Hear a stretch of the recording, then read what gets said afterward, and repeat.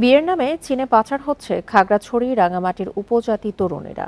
গড়ে উঠেছে শক্তিশালী পাচার চক্র, যা পাহাড় থেকে ঢাকা পর্যন্ত বিস্তৃত। এক তরুণের জন্য দালালরা নেয় 15 থেকে 20 লাখ টাকা।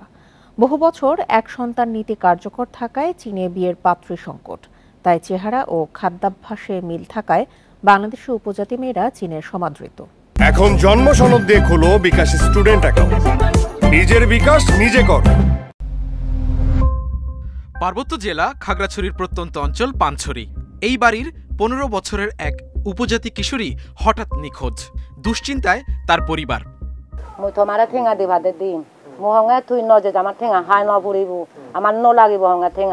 নিখোঁজ কিশোরীর বোন জানান, তার ছোট বোন পাচারকারীদের খপ্পরে পড়েছে। চীনে পাচারের উদ্দেশ্যে তাকে ঢাকায় বন্দি করে রাখা হয়েছে। তো আমি যখন ওনারে বললাম যে তুমি এখন কই আছো, ও আমাকে বললো যে আমি ঢাকায় আছি। তো আমি বলছি লোকেশন কোথায়, ও তো লোকেশন আমাকে বলতে পারতেছে না। অভিযোগ পেয়ে পুলিশ ঢাকার উত্তরার এই বাড়ি থেকে কিশোরীকে উদ্ধার করে, গ্রেফতার করে পাচার চক্রের অন্যতম সুমি চাকমা ও চাইনিজ নাগরিক শাও সোহকে। এই কিশোরীকে আইফোন ও নগদ টাকার লোভ দেখিয়ে ঢাকার ফ্ল্যাটে নিয়ে যাওয়া হয়। সেখানে পরিচয় গোপন করে রাখা হয় আরও কয়েকজন কিশোরীকে। ওইখানে গিয়ে আমি জানি যে মানে মেয়ে পাচার করে, ওইগুলা জানছি। তারপরে লুকিয়ে ফোনটা নিয়ে আমার দিদিকে বলে দিছি। এভাবে গত 10 বছরে প্রায় 8000 উপজাতি তরুণী চীনে পাচার হয়েছে বলে তথ্য মিলেছে। ঘটনাগুলো যেন না ঘটে সেই জন্য আমাদেরকে সবাইকে কাজ করতে হবে। এখন আইন শৃঙ্খলা বাহিনী সতর্ক অবস্থানে আছে। আমি মনে করি যে এইটা আস্তে আস্তে এটা কমে যাবে এবং এটা হয়তো আর হবে না। অর্থ ও উন্নত জীবনের আশায় উপজাতি তরুণীরা চীনা নাগরিককে বিয়ে করে প্রতারিত হচ্ছে, জানান চীন ফেরত এই নারী। এক সপ্তাহ না যেতে আমার হাজবেন্ড আমাকে মারধর করে।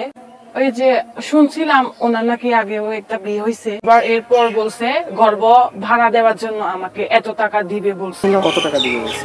8 লাখ। একটি মেয়েকে চীনে নিতে 10 থেকে 20 লাখ টাকা চুক্তি হয়। পাচার চক্রে থাকে কয়েক স্তরের দালাল। আমাকে ওই একটা মেয়ে যদি দিতে পারি 1 লক্ষ টাকা দিবে বলছে। উপজাতি নারী পাচার রোধে আন্দোলনে নেমেছে ক্ষুদ্র নৃগোষ্ঠী। দ্রুতই কার্যকর পদক্ষেপ নেয়ার দাবি তাদের। বিদেশে নারী পাচার বন্ধ করতে হবে। আইনের খুব যথাযথ প্রয়োগ বোধ হচ্ছে না। বিভিন্ন আইনের ফাঁকফোকর দিয়ে যারা এই মানব পাচারের সাথে জড়িত তারা ছাড়া পেয়ে যাচ্ছে, তাতে অন্যরা উৎসাহিত হচ্ছে। এভাবে পাচার হতে থাকলে ক্ষুদ্র নৃগোষ্ঠীরা অস্তিত্ব সংকটে পড়বে বলে আশঙ্কা করছেন বিশেষজ্ঞরা। সবুজ মাহমুদ, ইন্ডিপেন্ডেন্ট নিউজ।